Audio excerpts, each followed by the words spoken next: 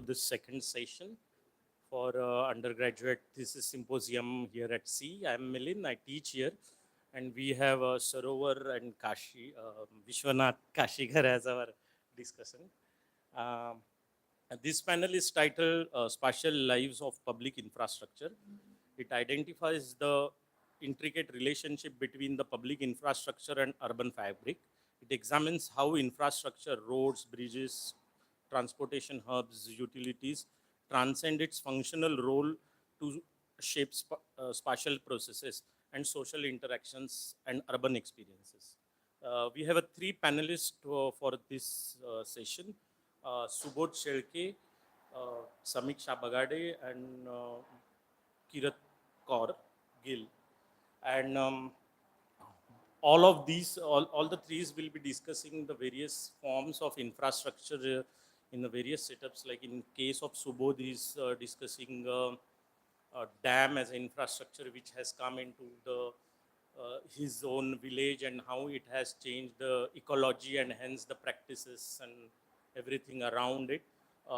Samiksha is discussing how the insertion of a metro station in a urban city like a Pune has changed the socialities and neighborhood in that sense. And Kirat is discussing what is the various ways to see the underneath of the flyover or the infrastructure hub, and how it creates the newer interactions within the society or the neighborhood.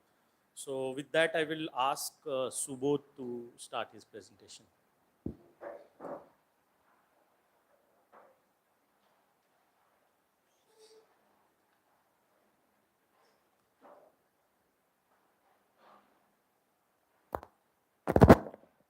Hi everyone.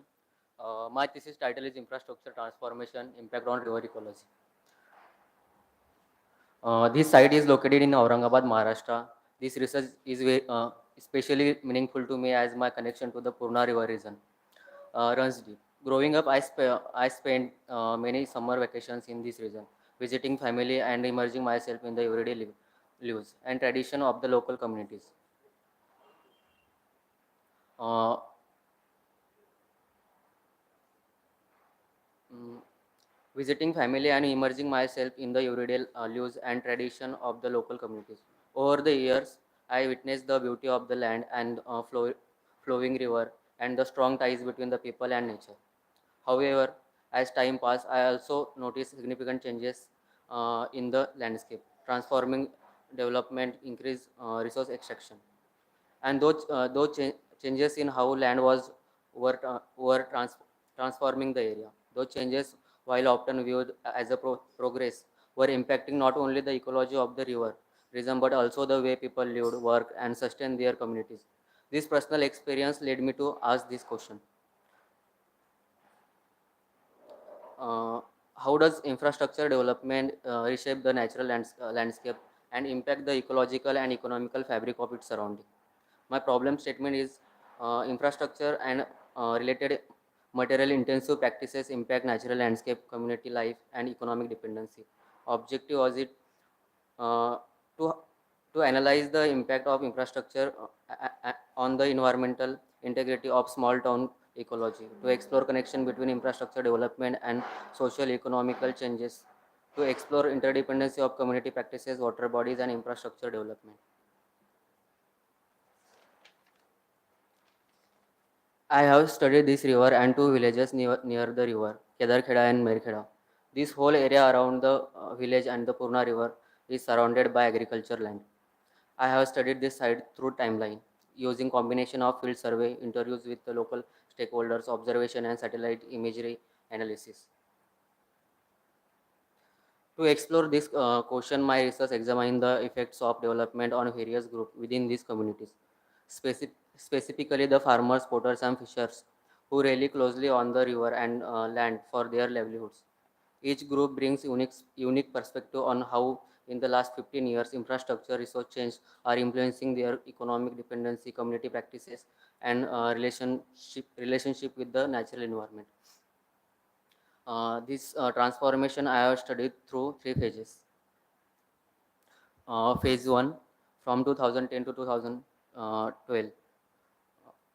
During this period, most houses in the villages were made of mud, while potter and the fisher folk used kudache ghar for their homes.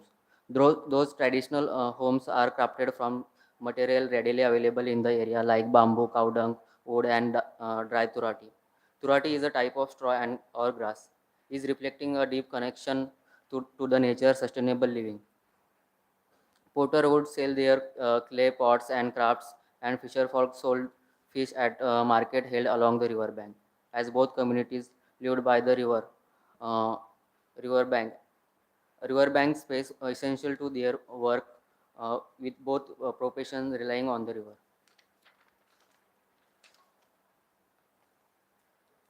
At that time, there was a little interference with the river, so the river course was natural and filled with the sand. This meant the water remained stable, making it easier for the fisher folk to catch fishes in the river. In the summer, when the river became dry, village children would often play cricket on the riverbed. The river banks, with the dense trees and bushes, attracted many animals and birds to the area. The river banks were also crucial for farmers as their wells are located by the river, allowing them to water their crops and graze their cattle. Farmers' houses made of mud were designed to store harvested crop for long periods, as those homes built from mud and stone kept the indoor temperature balanced. Phase 2: Transition and Change. During this period, new construction started in the area. People tearing down their mud houses, build new ones. For those new buildings, locals relied on the river sand. Additionally, to increase the water supply for the farming, a dam was built on the river around 2014 and 15. This boosted crop production, leading to more new houses being built. However, the increased sand mining on the river bank occupied the space where children once played cricket, as it was now filled with tractors and laborers. This also impacted porters who had to raise the plinth height of their homes near the river bank due to the changes. Fewer trees remained along the river bank as result of those changes. Phase 3: Transformations.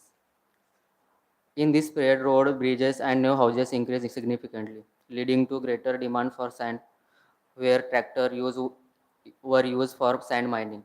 Now large machinery was used. This led to change of water's riverbed, reducing the need for laborers. Many locals, including potters and fisher folk, who once relied on the river, left their traditional jobs to work in construction.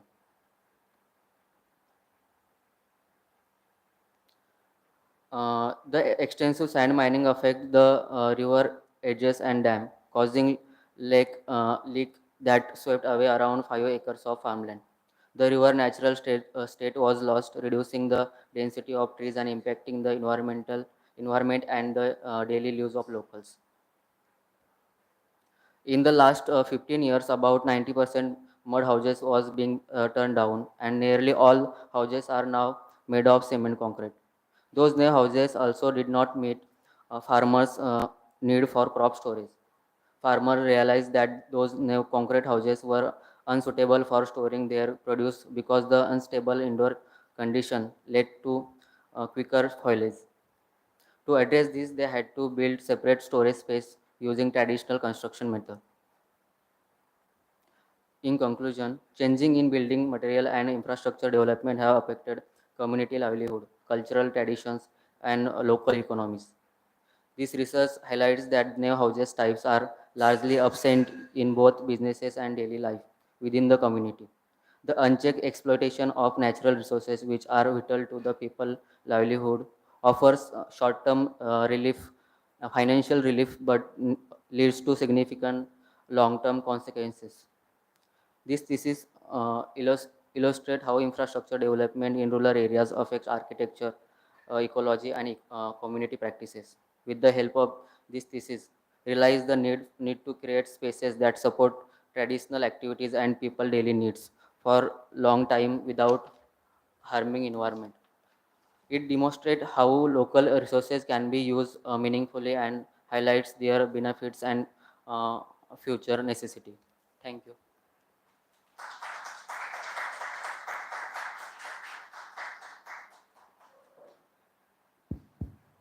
Uh, Thank you, Subodh.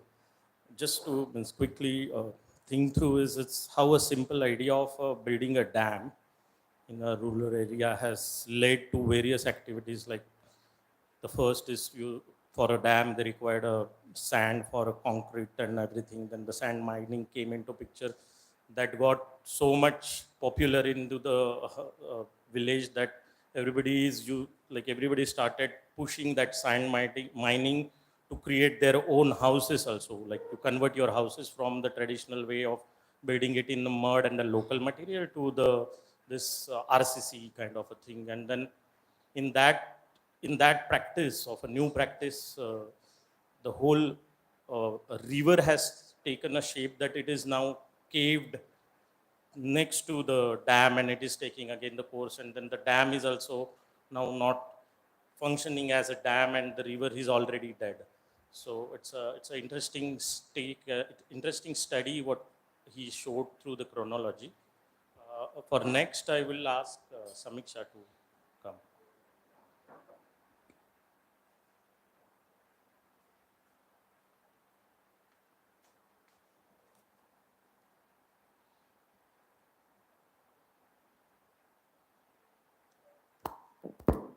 Hello everyone, I'm Samiksha. So this thesis is about infrastructure and altered spatialities, which aims to discuss the conditions produced by infrastructure on the corresponding fabric of Pune city. The considered cases for research are located in Pune city. Pune, a district of Maharashtra located in western parts, is situated on the banks of Mula river. In 18th century, the city was the capital of Maratha Empire, where it was structured into different sectors known as Pet and was only limited to the river banks. During colonization, the British expanded the city beyond the river bank with construction of new infrastructures like bridges, institutions, railway lines, and military cantonment area.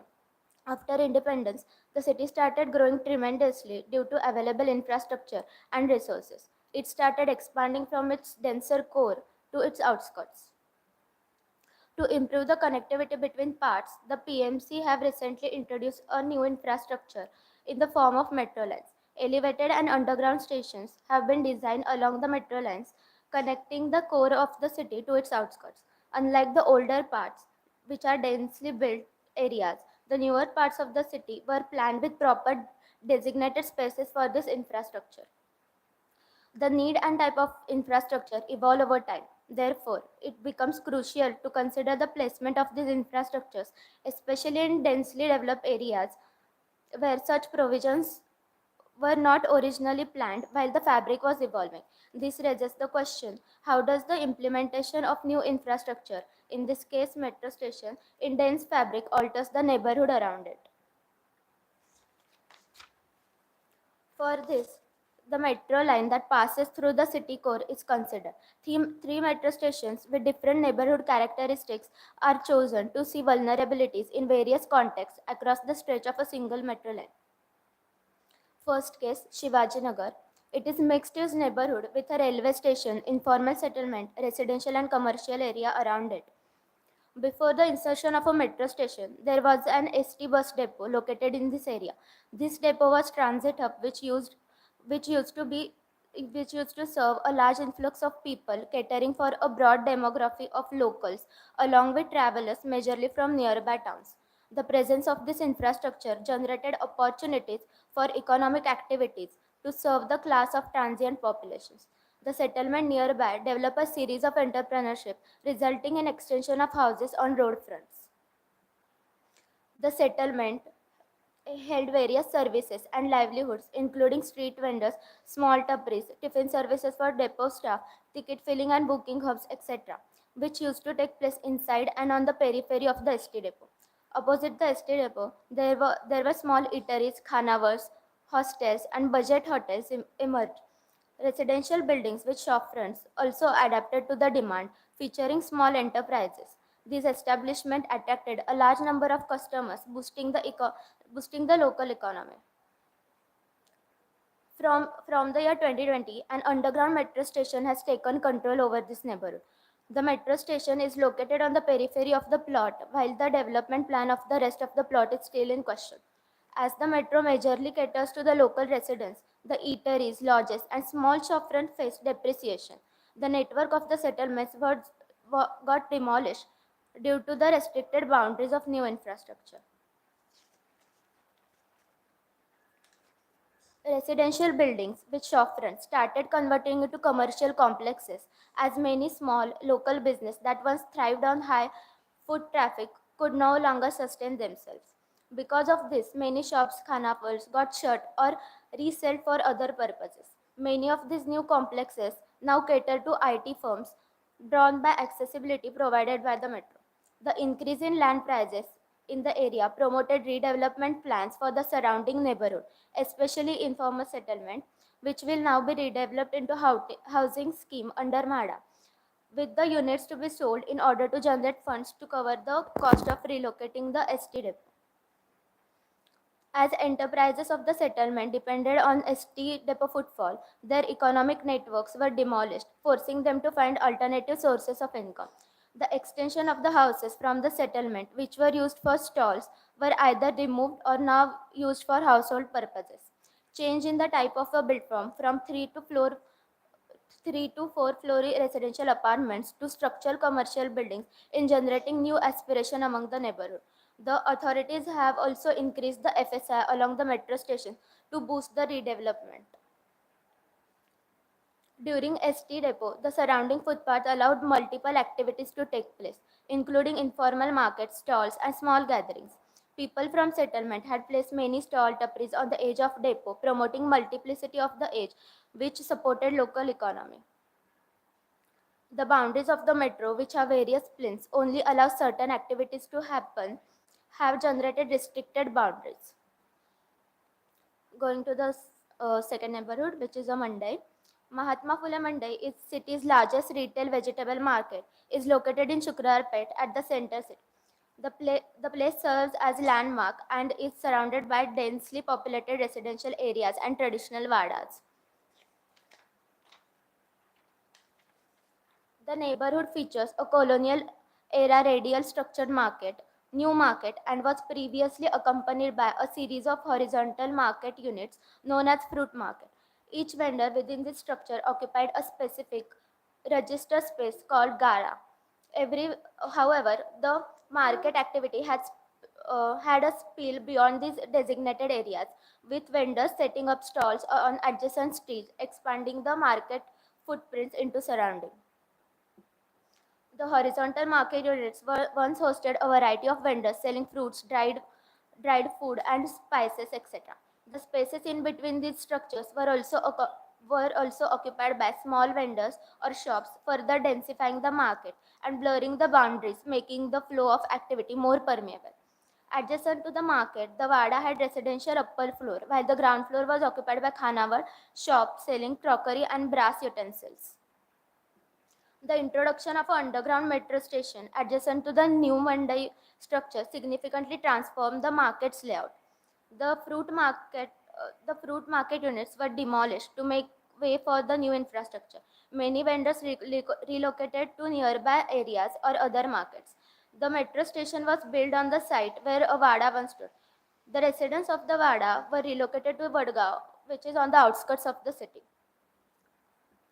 The insertion of the metro has pushed vendors onto adjacent streets, increasing density and transforming this area into pedestrian plazas, which in turn has altered the vehicular circulation. Some vendors have been temporarily relocated to the ground floor of the municipal parking structure, while others have removed to its adjacent gullies. The shops are relocated to nearby areas adjacent to Burudali. These changes resulted in a more compact environment in area of relocation while making space for new infrastructure. Residential Vada with shopfront got replaced by metro station. Along with this, the street in front of the metro station was redesigned, featuring wide footpath. The street is now divided into two sections, with pickup and drop-off points, as well as an allocated space for rickshaw stand. This This has converted adaptable streets into structured ones. Vendors occupying the ground floor and adjacent space of the parking structure have introduced a sense of temporality and multifunctionality to the area. These spaces, originally intended for parking, have been repurposed for market use, allowing for dynamic activities. Displacement of densities have changed the pedestrian and vehicular circulation patterns of neighborhood. The next case is of Sambhaji Garden. This area serves as a major recreational area for the central city. Sambhaji Garden is a public park on JM Road near riverfront, surrounded by commercial area with shopping center, cafes, and restaurants. Behind this residential area is located. The park along the park along with its curated footpath is popular leisure spot in the city and hence faces heavy footfall. Also, a municipal auditorium is allocated next to the garden. Sambhaji Garden is a public park that serves as a community hub for people of all ages in the center. The park is divided into zones which serve as a space for leisure play and casual gatherings, making the park an active spot for recreation. The recent development of the elevated metro station and two new skywalk has significantly taken over the surrounding landscape, particularly affecting garden, auditorium, and JM Road footpaths. One of the skywalk is anchored at the auditorium, altering its boundary condition. The skywalk passes through parts of the garden, disrupting previous layouts and patterns of use. The second skywalk, located above the footpath in front of commercial shop, has altered the space beneath it. The previous wide footpaths have narrowed as the area below the skywalk has been repurposed for various activities. Large columns supporting the elevated metro have disturbed the riverfront soil and vegetation. The auditorium's boundaries are redefined by a large staircase structure with a central sitting area. This addition shifted the main entrance inward, opening up the boundary to the public use. The children's play area is now completely occupied by the skywalk, forcing the play structures to relocate to the front of the garden. Additionally, the lawn, which was used for material storage during construction, has been neglected, shifting activities to the other lawn areas, while the riverfront spaces become storage area for the scrap materials. Anchoring of the skywalk in landscape patches of auditorium has opened up auditorium boundaries for inhabitation. Once wide footpath with vegetation and reserve parking area has been taken over by a skywalk, creating enclosure. These pocket spaces and underbelly of the skywalk are taken over by street vendors, parking, and tapris, converting them into smoking spots and gathering spaces. From the above study, the emerging argument are infrastructural insertions are more than a physical additions. They serve as catalysts for transformation, altering the spatial dynamics of their surrounding area. The neighborhood of new infrastructure often triggers shift in land use, change property values, application of new policies, and generated new opportunities for habitations. This, in turn, cultivates new form, type, pattern, and functionalities in the neighborhood, resulting in an evolving urban fabric that alters itself according to the condition. These shifts reveal that infrastructure influences not only the spatial arrangement of space but also its social and economic dimensions. The arguments push to think about the question, in what ways can infrastructure become a responsive layer within the urban fabric, mediating between tradition and transformation, while creating spatial opportunities for new forms of interaction, inhabitation, resilience, and shared identity. How can these infrastructures create softer boundaries that will respond to the context, which will hold the social and cultural integrity of the neighborhood? Thank you.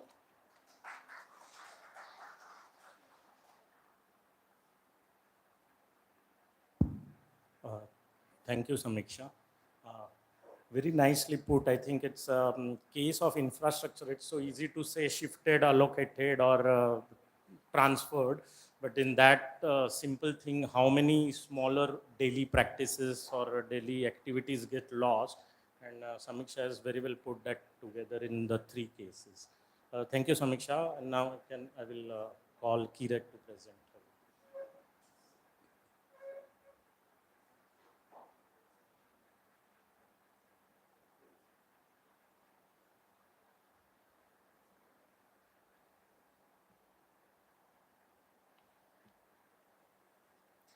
Hello everyone, I'm Kirat Kaur Gill and my thesis is titled Extensions, Urban Life Beneath Transit Infrastructure. Residing in the Andheri locality of Mumbai, an area immersed in mega infrastructures, I've observed the spaces created by them with a closer eye since the beginning of my architectural studies. These varied from heavily populated railway stations to seemingly vacant spaces under flyovers. From afar, the spaces below the flyover appear unused. However, they depict various nature of practices with diverse attributes emerging around these transit hubs. The infrastructure appears to hold a multiplicity of practices beyond its primary function, beyond the purpose of transit. This brings me to my research question. How does transit infrastructure afford the coexistence of urban life and multiple spatial practices beyond its primary function? The objectives for this research were to study the everyday temporal shifts and the spatiality of the space, to understand the various claims and property forms that govern and shape the space, including formal and informal ownership dynamics, to map the different forms of occupation and the networks of various groups that expand and influence the use of the space. With my three main operational concepts being idea of affordance, idea of multiplicity, and the idea of public. For this, three flyovers with different practices were studied in three different localities of Mumbai, starting from Mahalakshmi in South Mumbai to the newly developing suburb of Borivali and Kashmira just outside Mumbai's boundaries, with each presenting varied conditions. The research conducted was categorized into three main methods. Historical transformations, an analysis of how the space beneath the infrastructure changed and evolved with time, consecutively changing the function of the space and thereby establishing a relation between the local surrounds and the practices. These transformations have been depicted in the form of collages by collecting maps and photographs from that specific time. Unfolding the extensions. Since the practices beneath the flyovers possess unique characteristics and a distinct sense of space, these nuances couldn't be effectively represented through a standard cartographic scale at a single drawing at a single scale. A multifocal drawing that unfolds and interconnects these spaces to represent the overall infrastructure while considering the surrounding context were developed.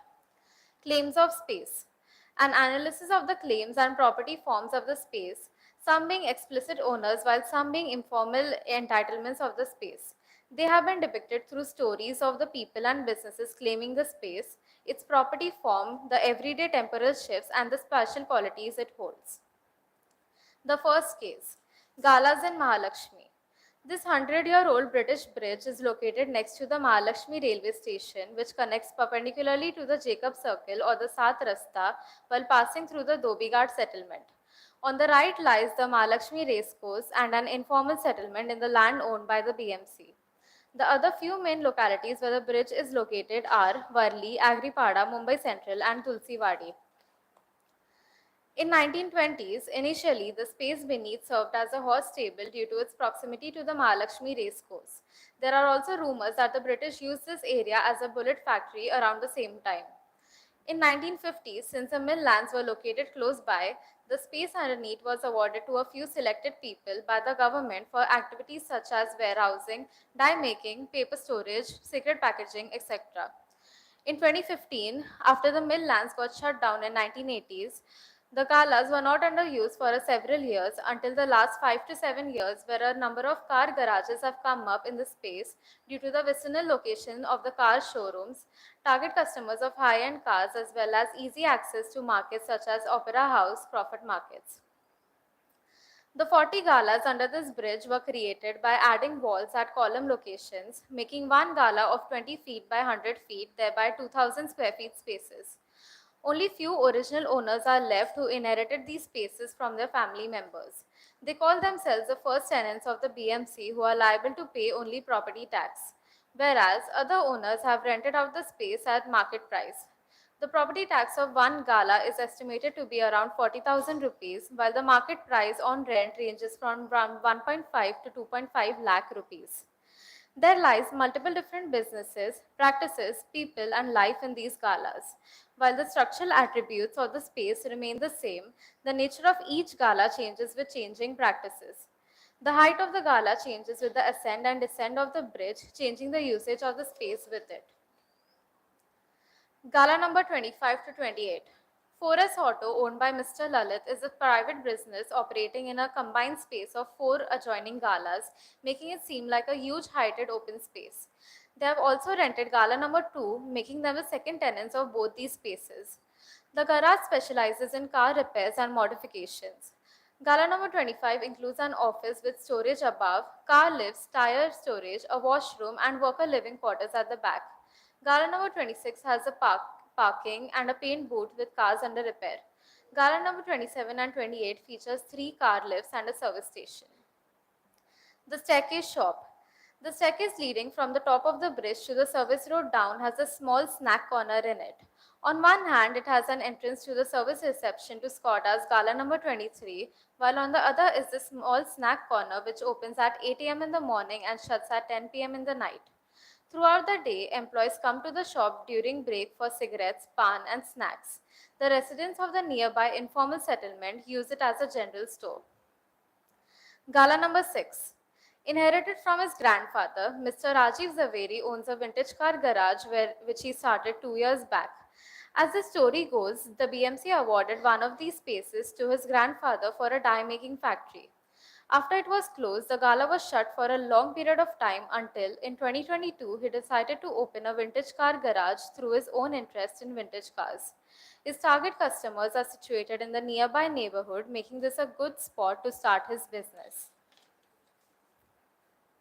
Case 2. Enterprises in Borivali. Arriving at the Rashtriya Udyan metro station, facing the south, on the left is the National Park flyover, which is a part of the Western Express Highway. The area acts as a major junction for all interstate and intercity buses. The road going towards the north is where the metro station of the line 7A is located, while on the other side, the road going towards the south is the Sanjay Gandhi National Park. In 2016, the main road had several tours and travels and daily passes enterprises situated for easy access. At the same time, the underspace of the flyover was said to be used as temporary bus stops where buses were parked parallelly. Currently, due to the construction of Metro Line 7A, most of the tours and travel shops were shifted inside under the flyover due to road widening. The drawing tries to depict the different parts of the flyover space by merging instances from different times of the day to create a working routine of the locality while also paying attention to the details and nature of each space. The road going towards the north takes buses to northern states of India such as Gujarat and Rajasthan and has a high influx of buses from 12 to 2 pm, whereas the road going towards the south has buses going to cities in Maharashtra like Pune, Nasik, Kolhapur as well as in other states such as Goa. The influx of buses on this road is majorly between 4 to 6 pm. Bus travel enterprises. When the BMC reallocated the shops inside, they installed 16 containers of 10-ton capacity. The spaces were distributed based on the area they had in their previous shops. As a result, some containers are owned by a single enterprise while some are split between two. In total, the space has 24 travel and parcel agencies. They are yet to be given permanent spaces for their previous shops. These shops usually open around 10 am and shut at 10 pm, but the Hamals stay there throughout the day receiving parcels early in the morning and late at night. Although the space protects from rain and keeps the area cool in the scorching sun, the agencies have faced a decline in business since the shift, as very few are aware of them moving here. The flyover has other life and activities such as the homeless inhabitants at the start of the flyover towards the north where the height dips to the lowest and a tow station towards the south in front of the SGNP entrance. Case 3. Labour Market in Kashmira. After the Daisar toll naka, the 2.3 km Kashmira flyover runs parallel to the under construction Metro Line 9, turning at the Shivaji Ka Putla junction as it is popularly known in the area. The flyover further travels up to the Kashigaon market, which is a market of clothes, accessories, and food items such as vegetables, fruits, fishes, etc. The flyover has gardens for commuters as walking outside is tough due to truck traffic. Opposite the worker market, a small ground under the flyover is used by a nearby BMC school. A 20-ton BMC container located in the same ground handles sanitation in Kashi Dongri. The junction where the labour market is held is shown in the drawing through different times of the day depicting the changing claims of this space and the temporal nature of it. Every day at this junction, a crowd of daily wage laborers gather looking for potential work. These people come from the settlement nearby called Kashi Dongri. They gather here as this is the largest junction. The crowd is a mix of plumbers, painters, electricians, carpenters, and masons.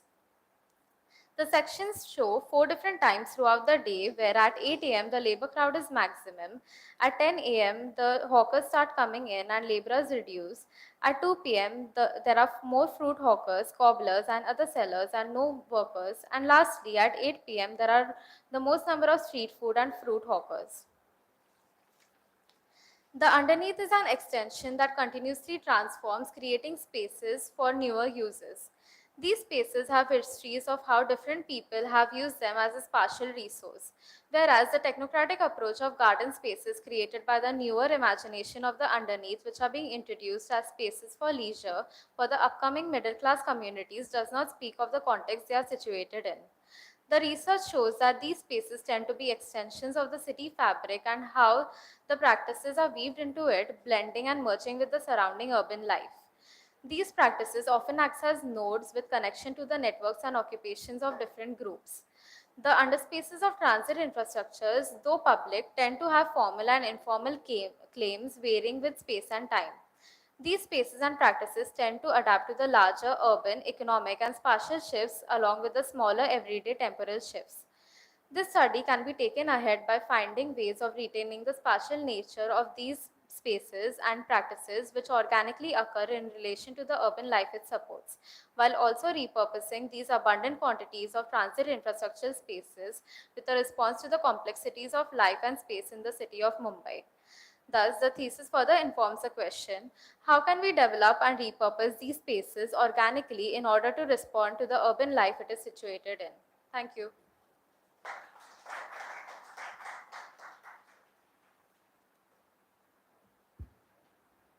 Thank you, Kirat. Interesting how both of them are discussing infrastructure which has just there and um, is creating a certain things, and where the Kirat was saying how a life of an infrastructure has again given a way back to these softer practices into the secondary spaces that it is not intended to, but it has seep in kind of. With that, I would ask our respondent to.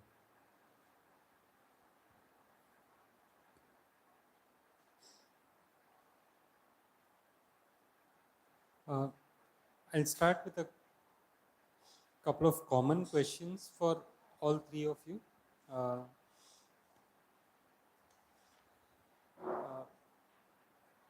so my first point or provocation is that infrastructure by its very definition does not respond to local spatial contexts, because the context that it responds to is larger, either state level or nation level context. Say I'm making a national highway connecting Delhi to Mumbai, or a metro line connecting the South Mumbai to the suburbs.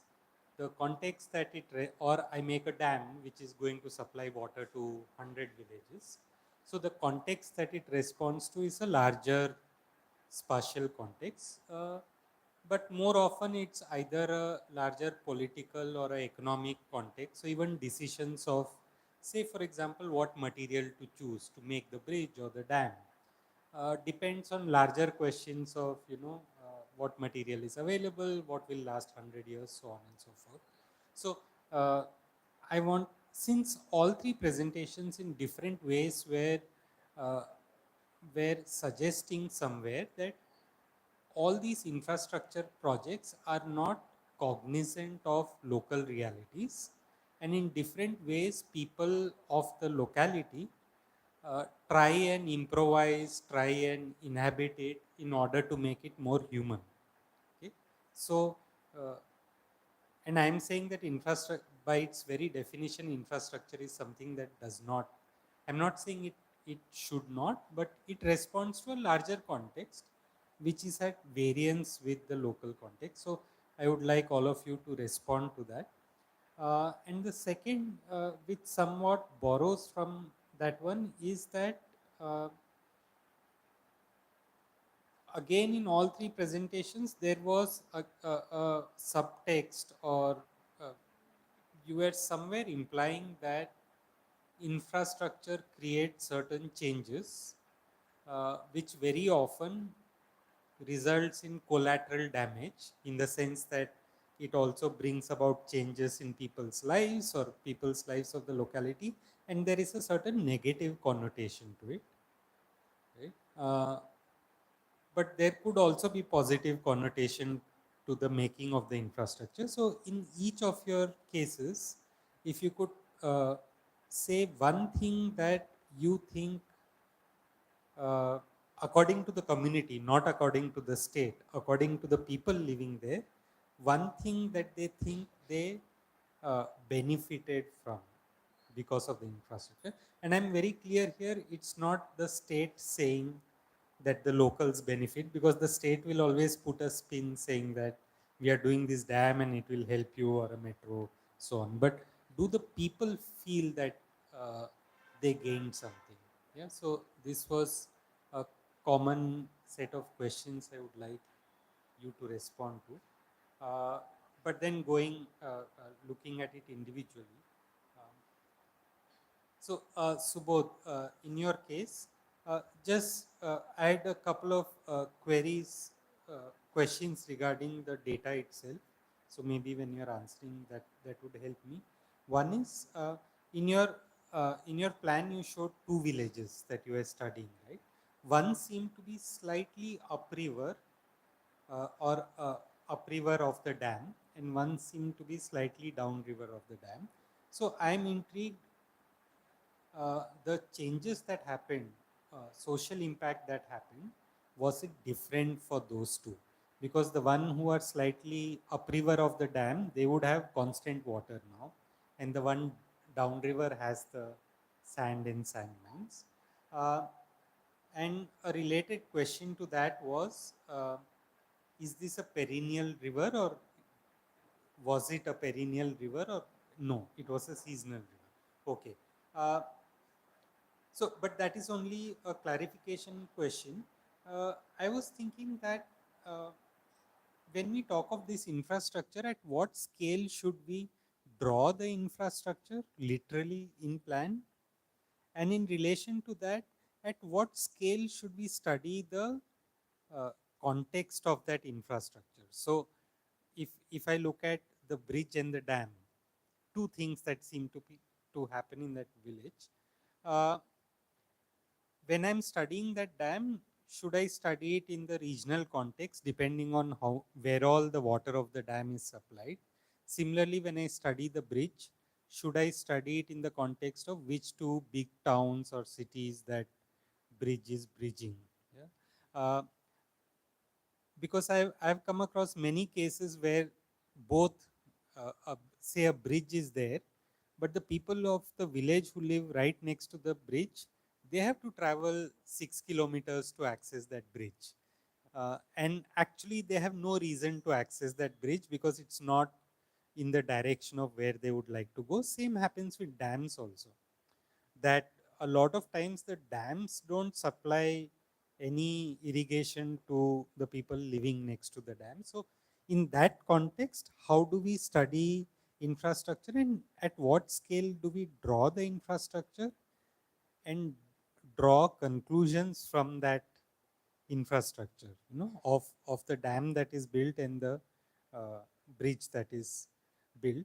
And somewhere I feel that uh, the same problem that plagues infrastructure that I was talking of, that the moment we think of infrastructure, or the people who make infrastructure think of infrastructure, they are thinking of the larger, they are maybe thinking of reducing travel times between two towns and how the bridge will really help, without thinking of what will happen to the village next to it. I'm wondering, when we also do case studies and draw up the case studies and collect data of the case studies, do we often fall into the same trap that we are quickly drawing the dam or drawing the bridge or the metro station, uh, without being able to actually go into the details of, in nuances of how it helps? I'm not saying that you didn't do it. You explained in detail how, for example, kids used to play on the riverbed and they can't play any longer now.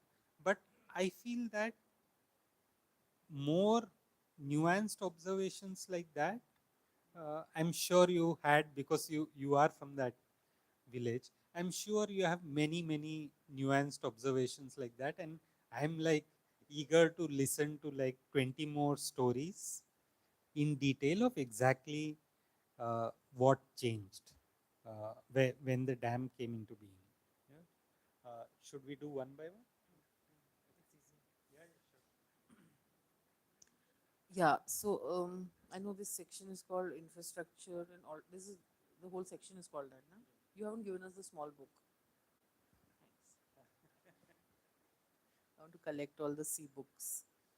Yeah. From what I want to start with Subodh. Um, mm, Actually, the protagonist on your in your work is the river, and I know it's changing the title of your thing in the section you've been put in, because the way and this is what Kashi was also just saying, the way you have written the stories of the potters and the fishermen, and also you very good in writing, so you should take that seriously. Huh? So, and I'm not saying that your diagrams and your plans are not good, etc. But very nicely, it's like there's a certain way it comes out. But I wanted more of these. So, like, I want to read this out for others, because I don't think everybody will read your thing. They'll just say, "Acha plan banaya." So he's written this thing about fishermen practices changing over time. When not fishing, Baba Saheb's father works on nearby farms, creating a balance between fishing and agriculture. Um, Life revolves now around the river, and every moment spent by the bank strengthens Baba Saheb's connection to his family's fishing legacies. Like, this is a very, it's a very nice way of putting through a certain idea of the connectedness to the river. Actually, continuously, the river is the main hero of this work. And then there is this thing you had written, which children once, this is again, fisherman seeks new waters. Children once played along the river banks, but now sand trucks and machinery fill the space, a stark reminder of the changes sweeping the village. The familiar market where he once sold fish, sorry, Baba Saheb used to sell fish here, now seems distant, and many of his fellow fishermen have abandoned the trade, taking up jobs in sand mining and other labor. Um, I really felt this point that Kachi was also saying about infrastructure is in itself, uh, it is always something that changes everything around it, and it has never apologized for that. It is never supposed to be like that. It is supposed to bring, electricity to three cities in Maharashtra or wherever, Ahmedabad. Like the Narmada Bachao Andolan was always pitched like that. Um, but uh, how I mean, I also really liked your drawings, some of them, because there is this drawing that you had, which I saw in the beginning, which is about marshes and spaces like that, which you've done. What I would be really like this one, and you kind of put it like a sidey drawing. It's not your main drawing. um, no, because he's put it like he filler की तरह डाल देता हूँ शुरू में. It's actually a very interesting drawing. um, what would be interesting is if you, I don't know, when you were actually doing this work, who your protagonist was. मतलब आपका पहला main hero कौन था? आपका hero was the dam, the sand mafia, or the river? Because somewhere continuously the inclination goes towards the river, and then you're like, अच्छा हाँ ये. Okay, so it'll be interesting to think back to your own time of having visited this place since you were younger, and to when you went to do this field study, that how you were kind of navigating what you went looking for and what you actually were continuously encountering, right? And then how does your larger treatise on infrastructure then change, because it makes a political point. without really being straightforward about it, you make a much larger political point, and it is a point of space-time change. It is a point of destruction through infrastructure of the state, uh, and it is a idea of change of habitation, also forms of life.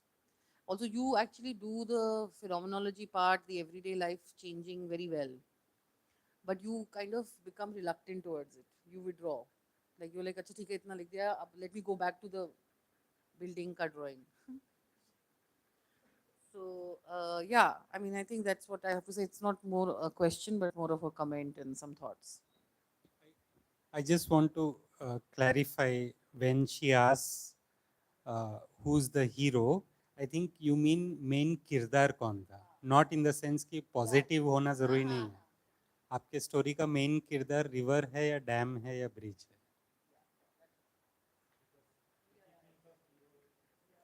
So, as I mentioned the previous condition of the river, so my as I said कि main किरदार कौन है.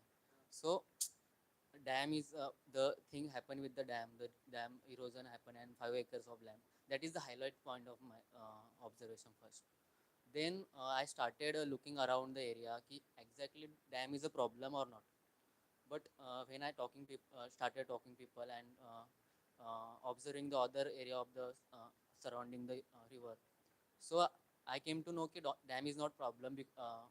Dam आने के बाद उनको मतलब agriculture में थोड़ा बेनिफिट्स हुआ, उनका इकोनॉमी थोड़ा बढ़ा, तो उनके लिए डैम प्रॉब्लम नहीं था. But the sand mining is the problem for them according to people when I talk. So also the sand mining and the way village growing towards the urbanization, because this is very initial start of urbanization, roads coming, bridges, also the cement road.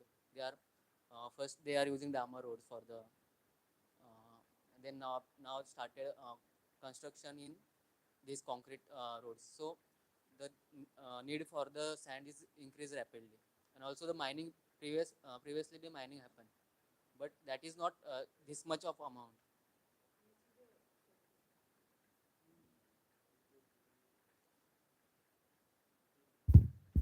So do you see the circularity of the कि sand की demand क्यों बढ़ रही है? That is the infrastructure I mentioned, not only bridge and dams, also the including houses type. Previous they live in wadas type houses, because there is agriculture field surrounding. So previous houses designed according to their work practices. So that houses kind of responding their activities and all the work happening in the agriculture.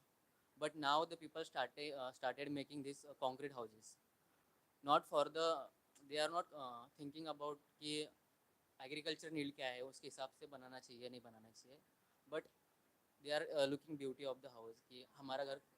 हाँ, aspirations. हाँ हाँ. So so there is a discussion कि उनको चाहिए कि हाँ, लोग बोलेंगे मेरा घर कच्चा है तो आई नीड टू मेक पक्का घर. That is the idea. Then this is happen over the 10 years, but now the whole village covered by the concrete houses. But now they realize over the period that houses which is not helpful to their works, what they are doing everyday practice and agriculture, the houses types not responding. That is also problem for them now. And also the agriculture is also depending on the river. So river is very important part for this areas, because the in Maharashtra there is a very extreme climate condition, also the water shortages. So previous river condition की उसके पास ability था water harvest करने का natural, because the large layer of the sand. But now the whole sand removed and the rock is open. So वो natural ability river का चला गया. So because of that water shortages बढ़ने की वजह से उसके बाद वो डैम भी आया. So that is a part of infrastructure also. But So I have a hypothesis, very small one. I think somebody, I don't have the data for it. Some student will have to put this together. I think the number of, in the last 15 years, the number of architecture schools that have gone up, FSIs that have changed, and sand mining. Because if you're creating more jobs in architecture, you, it's all linked. Sand mine, बिल्कुल why is sand mining so sand? What are they doing with the sand? Where is it being used? FSI change हो रहे हैं, high rise is going. It's not just at the level of the local, right? I just want to go back to that question of the main किरदार and नहीं मुझे ऐसा लगता है कि river main किरदार है because if I look at the way you have been describing things Main or kirdar as an not main kirdar as an river is a main kirdar, but the my focus on the topic. नहीं सुनो river main किरदार है and dam is a plot twist, right? I feel if I no, I want to take on the thick description that you have done. When you are describing the lives of the people, no, you are always describing in context of the river, right? हाँ, fair enough. Dam आता है and then their daily lives change, no doubt about it. But I feel that the river is the main kirdar and it's all about before dam and after dam. What happens like BC and AD types, before dam and after dam era. And in that also what I feel when I mentioned कि when we talk of infrastructure, we talk of large scale and when I said कि architects को भी यही problem होता है, I sense that shift in you also. When you are writing in the book, you're talking of things, your description is of a 1:1 scale of time. You are saying कि वो बच्चे खेलने गए या उसने फिशिंग किया. Now suddenly in your description you say dam आया, concrete के houses हुए, ये हुआ, ये हुआ. That scale of thinking is a very different scale of thinking which doesn't go with thick description as a research method. In thick description as a research method, you stay with 1:1 time scale. And of course, eventually you'll draw out some information because I would also argue that actually if you want to make that kind of statement, you know, kacha pakka house, ki concrete ka house, actually in villages where no dam is nearby also people are converting from mud houses to concrete houses. So that means that it is a global phenomena, right? Nothing to do with the dam being built there. Sand mining, what you're saying is description is true.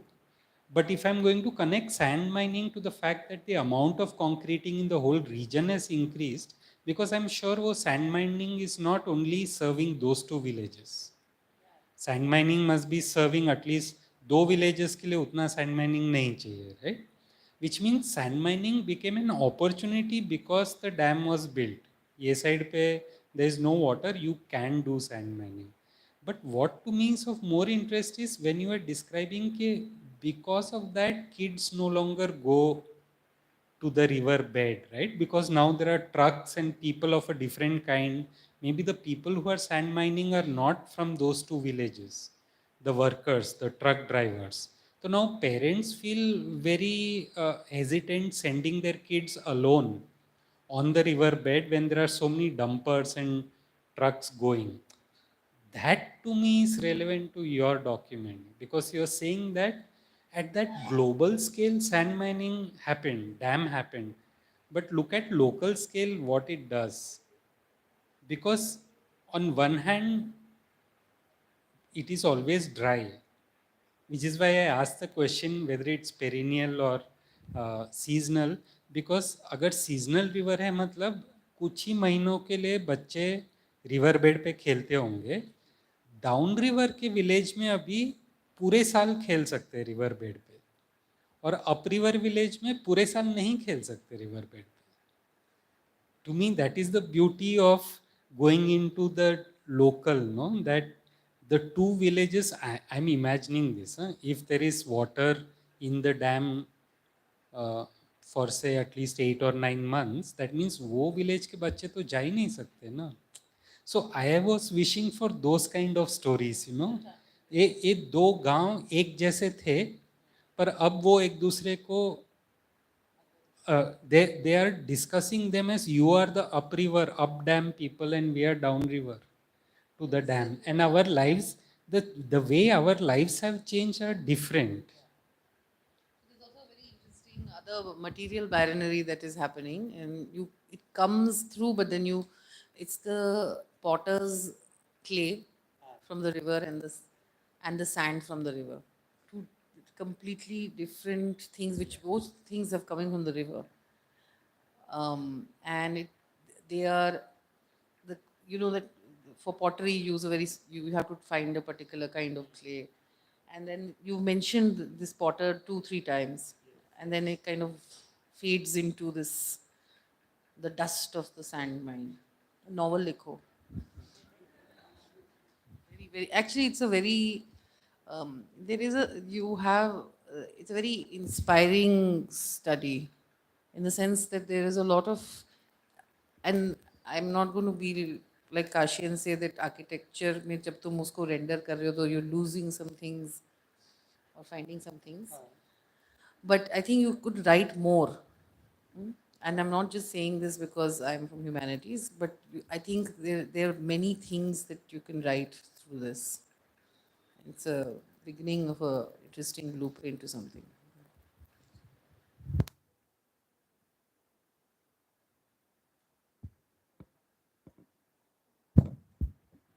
Yes, Samiksha. So apart from the common questions I had, now I think your presentation was very crisp, and it made a very clear point that in each of the three cases of the metro stations, the kind of changes that it brought about are quite drastic.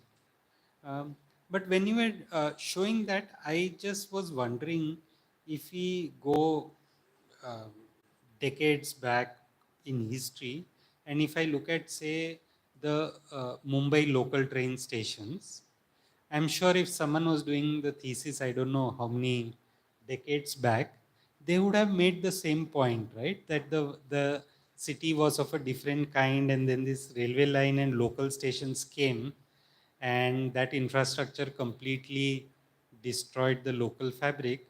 But interestingly, now people talk eloquently of how in the Mumbai local train stations you have all these new shops, or the kind of shops or the life, and the bus station has come. So uh, what do you think? Do you think that any infrastructure, when it is inserted or constructed in an environment, is by its very nature disruptive? And in the same lines, just give it 20, 30 years and that infrastructure would get firmly embedded in society? Option one. Or are you claiming that the way the local train stations on ground in Mumbai could be reclaimed, there is something about a metro station which can never be reclaimed? Okay. So you should go first then.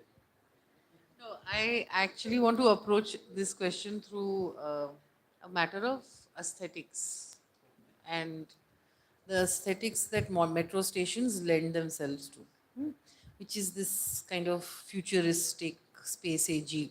Because this diagram that you had done of this mm, this one, what is this called? Can't remember the name. This is from the Mandai, which is a Yeah, mountain. yeah. So this got me thinking. This station kind of reminds me of like Bandra West Station, right? And train stations, whether local or in like smaller towns, bigger town cities, have a very vibrant public sphere around it. And at different times of the night, you can go and get paratha anda, whatever. Like there's a certain whether it is train station or like the Bombay local stations, they have a very strong um, market bazaarness to it. And sometimes people come and sit in the morning. There'll be something else happening in some other kind of shop in the evening. There's some permanent shops, impermanent shops. There's a kind of they've kind of become absorbed into the what I would say bazaar cultures hmm, of this country. But I never see this in metro stations. And in Delhi metro stations are extremely sterile outside. Only maybe Delhi University North Campus, because will have like a water guy and one guy selling something, but they are continuously maintained with the idea that this is this futuristic space age thing. Like in Delhi metro, you can't take meat and all. You know that, na? Khane pine, you can't. Even in my case, you cannot carry food or any Huh. other things. So that somewhere the metro c- basically pushes for another aesthetic, another kind of person. You know, the train stations, etc. Like, you know, and that this space gives you a very interesting contrast, and you've done a kind of a before after of it. First, this whole vibrant market. Acha, what are these boris storing? There's only storage spaces for boris. Very curious. I think quite keeps coming up. So, um, so this nearly reminds me of Crawford Market and Bandra Station का मिलन, right? While when you bring in the metro, वो पूरा side का area clear हो जाता है, ये सब सफाई में. So what is happening with this? I mean, this is a you're not answerable for the fu- future of all metros and everything. But what do you think is there something in its form, this steely form, this you know, you will train stations. I have all you always seen people are just sitting on the benches for some time. Sometimes they're waiting, sometimes they're not waiting. You don't know what they're doing. There's like this hangout, you know, or there's a certain kind of a public culture on local stations, train stations. Metro stations, this is not allowed. You can't hang around. Like I had a student, she used to draw police came and told her you can't draw.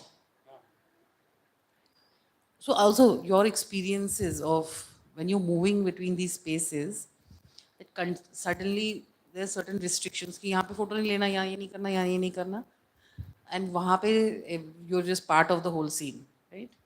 So what is it in the design, in the idea of this? Is the future actually clean of people? Is it devoid of all people? Is it devoid of bazaars? Is it devoid of forms of life? And because the metro represents that a lot. Anyways, yeah, that's my kind of broad thought on your work. Uh, So, I would like to respond to your first question. So basically, this study does not attempt to frame a certain infrastructure as a good or bad for that particular neighborhood, but rather it tries to study the study across the time and neighborhood tries to look at attempts to look at flexibility of fabric around it and its nuances on a neighborhood level, like how the fabric alters itself to adjust the adaptability of this changing infrastructural type. And of course, like you said, if there is a demolition of a certain things, of course, there are many things which are getting benefited out of it. Uh, and then coming to your aesthetic question, uh, so yeah, the metro station does have the aesthetic framework background behind it, but in fact I experienced this when I was doing the my field work. The on My first case where the informal settlement was located. So when I was communicating with them, so they said ki these metro stations are not for us, so we cannot commute with them, and हमारे लिए तो train ही मतलब train ही sufficient है, और the class मतलब it creates unsaid class difference because of the interior, or the form that in a in a way that form has been designed, and the structured boundaries with curated spaces, certain allocations of for certain things. It wasn't seen in the previous infrastructure, like in terms of st depot, which is bus depot, which was located.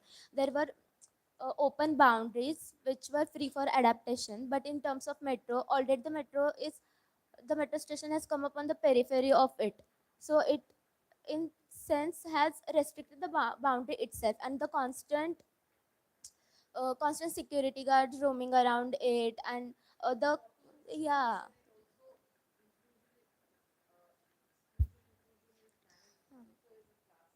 Yeah.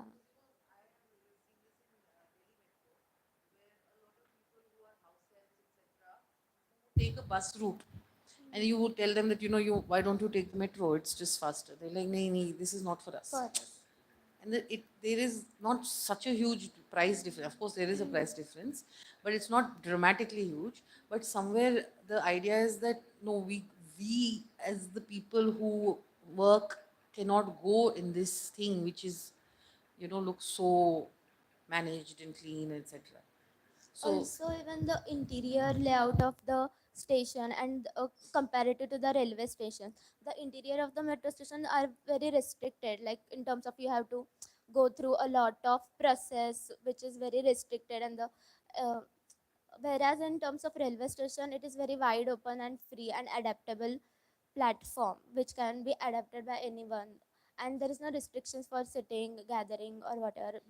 Whereas in metro station there are restricted timings.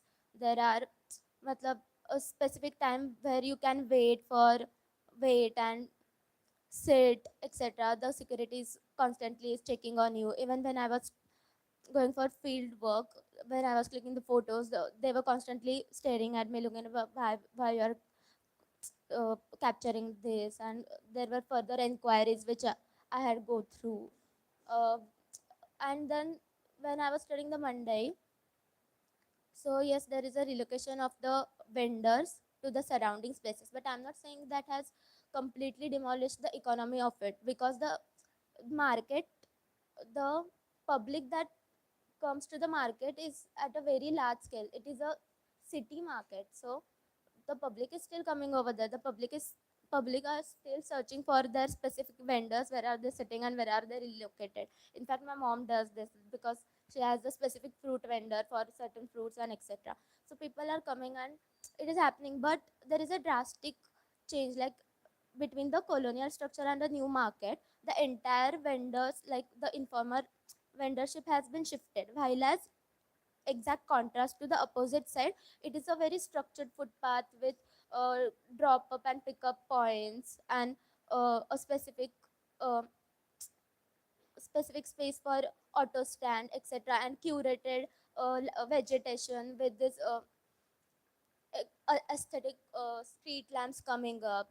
So these are shaping the neighborhood aspirations in certain way, because as this mega level infrastructure is coming into this core, the developers are getting more interested into this as the land prices are getting increased of this area. So at the same time, where the settlement level, the MADA scheme is going to be there after 2 years. It is in under legalization, so they are getting replaced, and their economic factor is getting altered. But at the same time, who is benefited is the landowners of the other residential buildings. So it is I'm not saying it is completely demolishing a economic factor, but there is of course a class difference or a certain aspects of it which are only benefiting certain people and not others.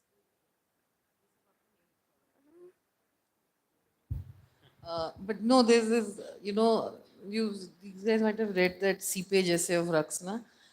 There's no seepage between the and it's such interesting and close proximity. I'm here. This word seepage is not about the only the architectural way, but the seepage of the forms of the social, the bazaar, the shop between the metro station in a sense is like a future time capsule where you enter, your bodies change. It's a conditioned, I assume. I don't know.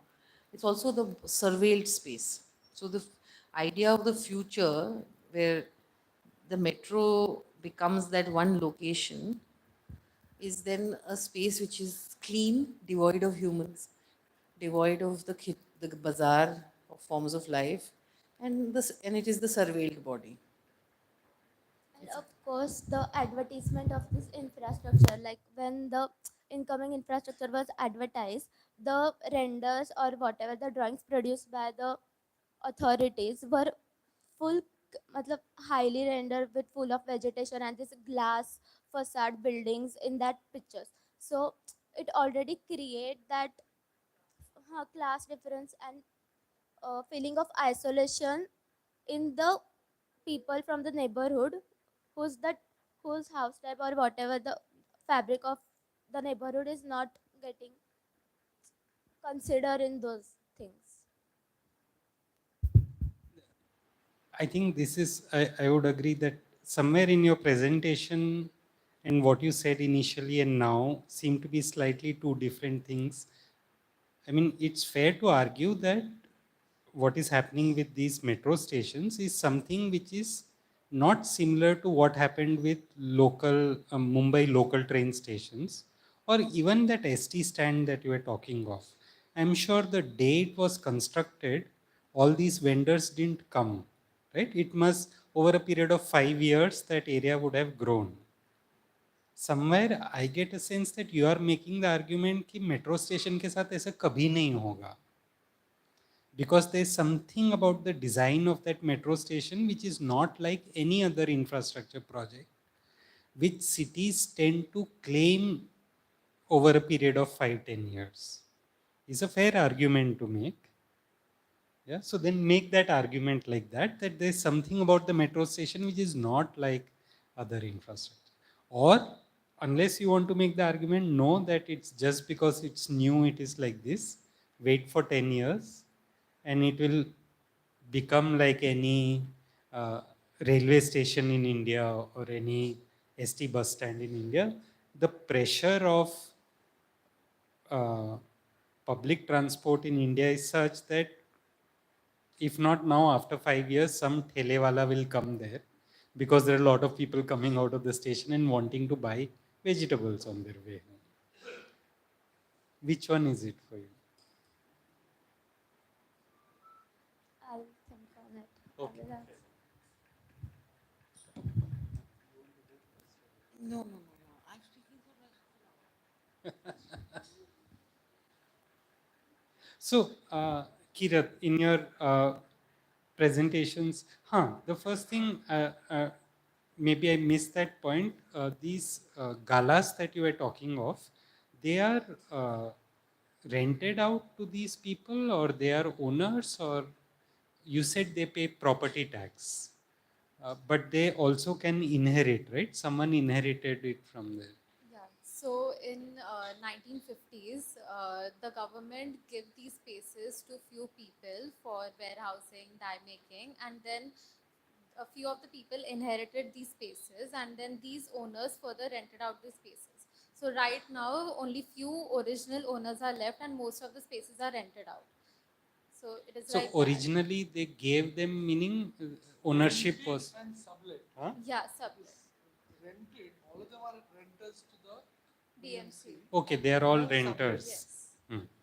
Uh, and so in your entire study, I didn't get the larger point you were trying to make, in the sense that I think you showed in a great amount of detail, which was great, how these spaces under the bridge get used in different ways, especially even when it's the highest point of the bridge where it comes lower down, how the kind of use changes.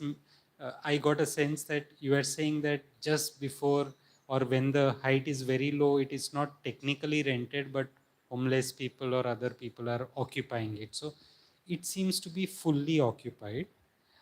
Is the larger point you're trying to make that not all spaces under infrastructure are like that, or not? If I extend that argument to other infrastructure other than bridges, is the main point you're trying to make that we should find ways of making infrastructure where the infrastructure can also be become locally useful for other functions other than the infrastructure, and you're presenting a case for it. I'm just wondering, are there other instances where this doesn't happen, where the infrastructure is only serving the purpose that the infrastructure was meant for? And then as an architect, through this study, do you feel that there are certain spatial characteristics of infrastructure which lend themselves to these kind of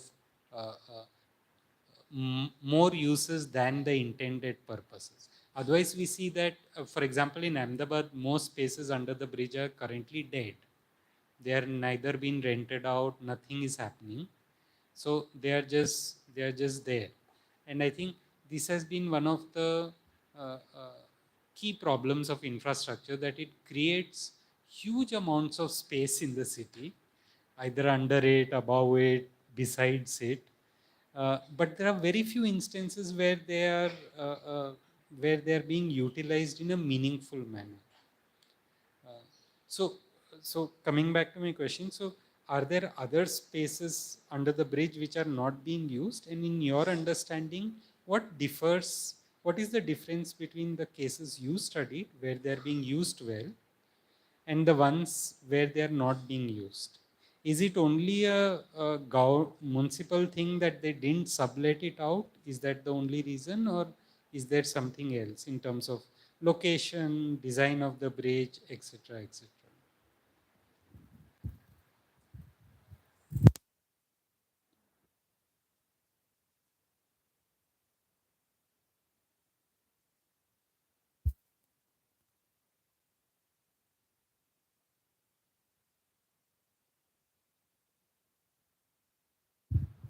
I Kirat. Um, I find this very interesting. I mean, in the case of Bombay, there is a certain interest. There's also obsession with space, right? हर चीज से निचोड़ के निकाल लेंगे. So to think that then the state has actually for a long time been doing this. So then the state's way of thinking of infrastructure is very different, maybe, to use the under the flyover space. And I also looked at, I worked on the JJ flyover. Interestingly, in Delhi, it's not like this. In Delhi, they actually block out space which has been used, like the Lodi Road flyover, which is near the Nizamuddin Shrine, used to be used for a lot of people just being there, living near the shrine, etc. They have blocked it. And Delhi is also part of this whole global city. So the aesthetics is the most important thing, not use. While here, which is in what is interesting in your work, is to see how the state, in a sense, addresses a commons, right? Uh, there is and in a sense legalizes it nearly. Otherwise, it's seen as illegal, the use of. I mean, also like Dadar Treaty functioned like a whole world. I don't know how they would have otherwise done it. Those taxis to Pune, if they if the state had not given the permission to start that there. So what would be interesting to then the question of infrastructures um, is this idea of the legal and the illegal, which comes up in yours. Uh, and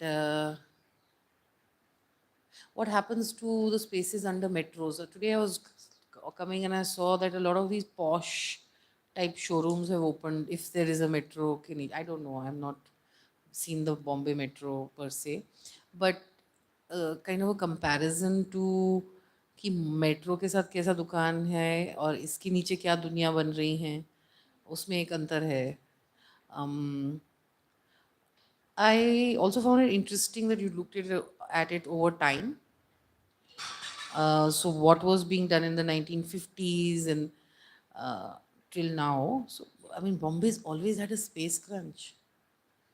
It's always choking itself. Um,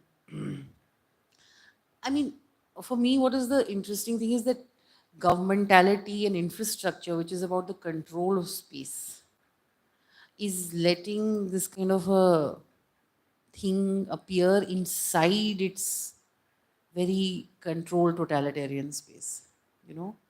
So how then the state has actually morphed because it lets spatial orders that it has invested in and generated morph into what was not part of its original plan, right? So I mean, just thoughts.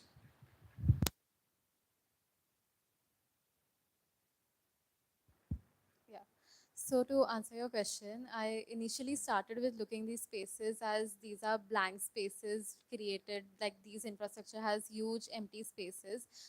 While I started observing, there are these huge smaller practices which are attached to these places, which are rooted in the locality they are situated in. But in the last few months or the last few years, there has been an initiative by the BMC to make gardens in all of these flyovers to avoid these so-called encroachment spaces. So all of these practices have happened before these initiatives. After that, most of these flyovers have been put up with these garden spaces which are not responding to the context they are situated in, and the spaces which these practices respond to the locality they are situated in. So I was looking at practices which I was looking at three main localities, in which one is more defined galas sublet from the BMC, in one more smaller containers and more fewer activities like the homeless inhabitations to and smaller activities which are there, and the third one which is more of just human inhabitation which is changing through time. It is not even a more spatially defined space, but just human inhabitation which is claiming the space. So I was looking at those three places and how they claim the space formally or informally. So that, and to answer your question, Sarovar, I think the space under the metros, as far as I've noticed, even they tend to have these smaller activities attached to them. Like in the area I reside, there are two metro stations and a flyover, and there are these small hawkers because there are offices in these areas. There are these small food hawkers, street food hawkers that come up. There are also these showroom which tends to come up with the infrastructure, but then there are also these smaller activities which are always attached to them, which brings the essence of the space, I guess.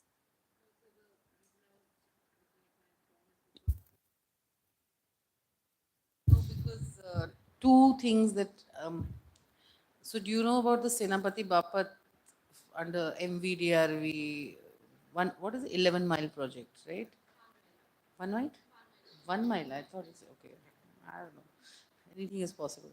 Um, uh, and uh, s- so one thing that I wanted you to think about is that what happens when this curated space thing starts as compared to this infrastructural. It's a very interesting thing to think of, that it's actually something very organic in in the sense of as, and it's growing inside infrastructural space which is very state led.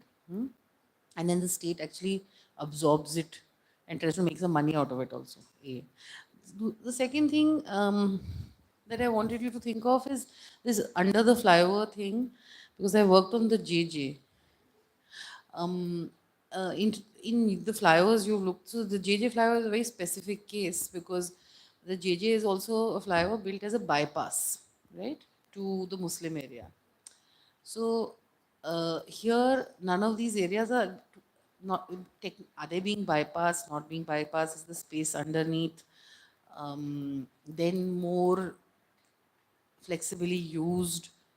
Um, Also, what was the reason this flyover was made? Because we went through this thing in the last 15 years, we just built a lot of flyovers. And it's always like congestion, yeah, wo, like I don't think congestion changes. One of the things that happens under JJ is that don't there's always some kind of tension about removing shops ki यहाँ congestion बढ़ रहा है. लेकिन यहाँ पे तो there's a legitimacy to putting up shops and things, right? So there's these nuances which will be interesting to see and compare. Why I mentioned this MVRDV thing is that what happens when this global aesthetics and capital comes in, and how do they then start telling you that what your society should look like even under the flyover? So during fieldwork, One Green Mile was actually one of the sites that I studied, but couldn't include in the final study. So that space is what I noticed was actually that space is actually also very densely occupied and used by the locals over there. So that garden was funded by India Bulls building in the locality because they wanted a clean environment. But that garden has been used throughout the day by like in the morning it is used by few people to sleep in the morning and night, and during the day people in the nearby locality offices they come for lunch. During the day there are several meetings in the entire space. The whole space is used for meetings. Then by the night, since the societies over there they don't have grounds, they use this as their ground. There are some classes which they take. So it is not like, even though it is funded by India Bulls and to look very good and aesthetic, it is used by the local residents because they don't have a ground, and it is used like their personal ground. So it is, these spaces tend to adapt to the locality and the space they are situated in.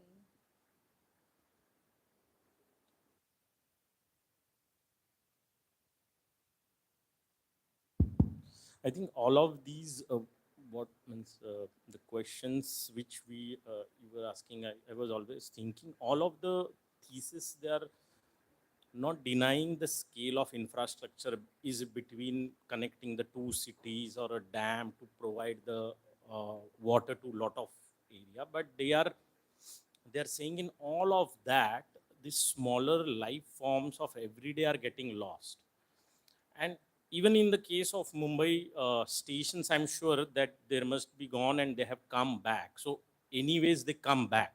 That is one thing what she's also saying in the under the metro station. So I think their concern is about how do you then think through this infrastructure as an architect. That's what I think is a important thing to understand.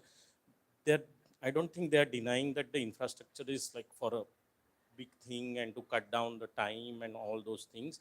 But in all of this, the smaller things which are getting lost and they are recurring in whichever format is the infrastructure, they are recurring that large form. They find their ways to come there or survive or proliferate. So how do you think through them is the, I guess, uh, what they are putting as the end of everybody's conclusion or thinking that I would think. So even though it is a legal illegal, or is it making some class statement with the metro station, I think the whole struggle is to get this somehow, this all the practices, everyday practices that are there. I'm sure this in all the things what she's saying, or all of them are saying, which has gone somehow from this because of this big move that happens, like you suddenly wipe out this area, you take out the wada or change the part of a part of a garden or a part of a recreation area into this moves the things lot. But over the time all these things comes back in a certain ways, and how do you think through them is, I guess, the thing that they wanted to put in the thing. I just feel that in addition to that, the question I'm interested in, and which came in bits and pieces in all presentations, is if I had to give the analogy of surgery. Okay, so if I'm doing say a heart bypass surgery, where I put a new artery, take it from the leg and do new plumbing, and for that I have to cut open the skin. Now, the bodies, there are two different types of responses by the body. One where you make the cut on the skin, sutures are stitched, but after a few weeks, body heals itself and there is almost no memory left of that cut. Okay? But for the bypass that is done, because a new plumbing has been done, the capillaries near it have to reconfigure themselves in order for that to work. So in the case of the bypass, there are few new social practices that are emerging because the cut was made. And the other way cities try to deal with it is to say, okay, the cut is necessary, but after a period of time, the cut will figuratively disappear, and the same practices that existed in the city before the cut will engulf the cut.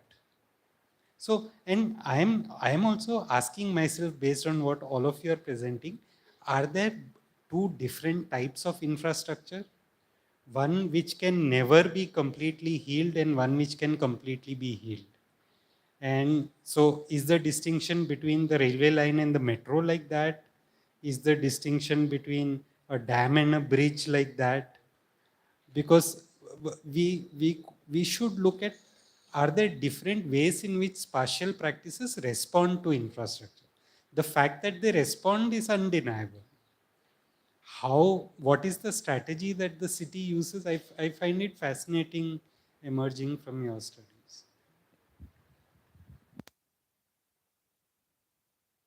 I guess now we can open the session to the audience if they have any questions to be asked.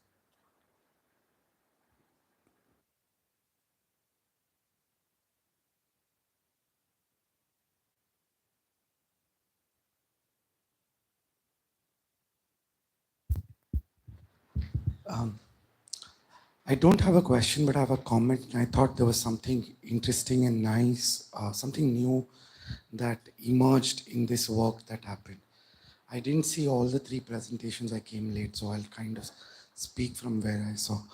I mean, there have been numerous theses at sea that students have been doing on infrastructures. In the first few years, their focus was on how does one think about humanizing large-scale infrastructures, and their focus partially was on how do configurations of form, surfaces, materialities, shape appropriations, and therefore to humanize what looks like a huge mega mass kind of infrastructure. But from some of the nuanced things that these people seem to be pointing out over here, what seems to be interesting is that it goes beyond what the scholarship on the political economy of urban infrastructure coming from social studies or social sciences points out to. Much of it points to infrastructures engender publics. Here it seems to me that from the nuances, it is that institutional arrangements seem to be engendering publics. It's not just that infrastructures are engendering publics. And that may be a useful entry point to then think about design, because it's the institutional arrangement that is contributing to what kinds of publics make that space.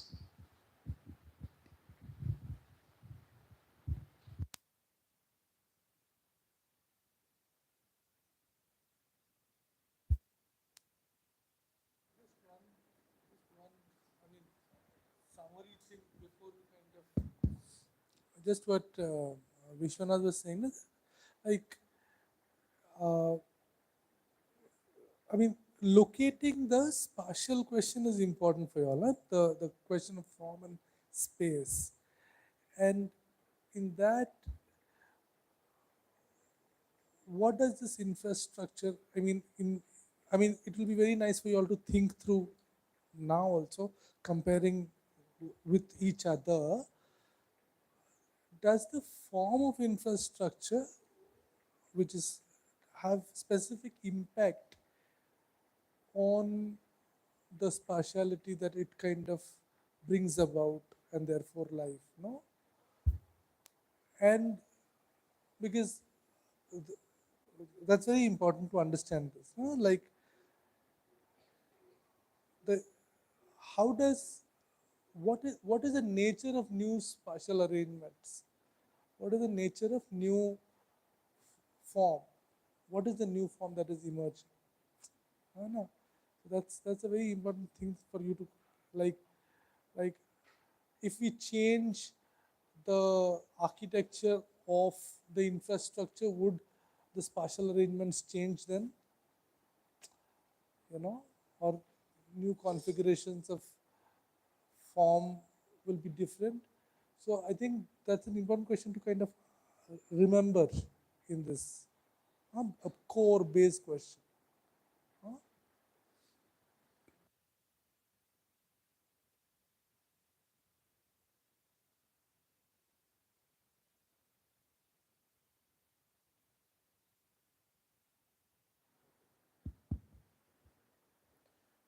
I also think the way the infrastructure projects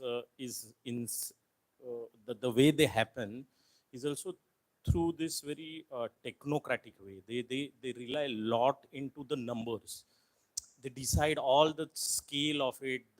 Everything comes out from the number and the need of it, and in that all in that all thing, these smaller things which are missing, which are never taken into consideration in terms of, because they cannot put the numbers to this, because they call it as a illegal person to say and just wipe it out and all those things. But I think in the whole discussion, we were, as an architect, or all of us were always interested in this thing. So even when he said the hero is a dam, nobody was happy, because they wanted, everybody wants to know the smaller stories which happened around the river per se. So I guess there where we need to think more critically, like how do we start saying this, as Vishwanath was pointing, ki what should be the scale and the context of the infrastructure. So right now it is like that. It is with this numbers. When you put the research in a certain way, the number comes out. It always say ki it will, so many peoples will go into so many lesser amount of time, which will save so many of carbon footprints per se, and everybody buys this very quickly, but nobody understands what happens to the everyday small practices which are actually contributing the whole humanizing of the place. So I think that is very important for us as an architect to think through and respond to, and for you all to in your further course of time also. So thank you very much. Oh, sorry. I just want to say a small thing. I think, like I was just saying to Prasad, this was very overstimulating. All the sessions are like that.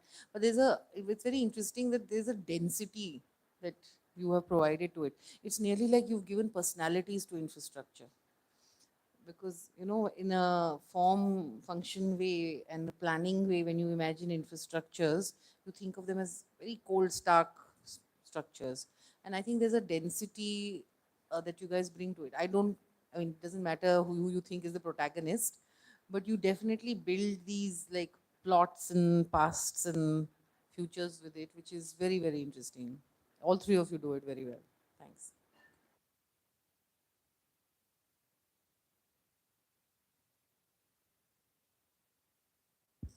Thank you very much. But we will meet by 4:20. हाँ ठीक है ना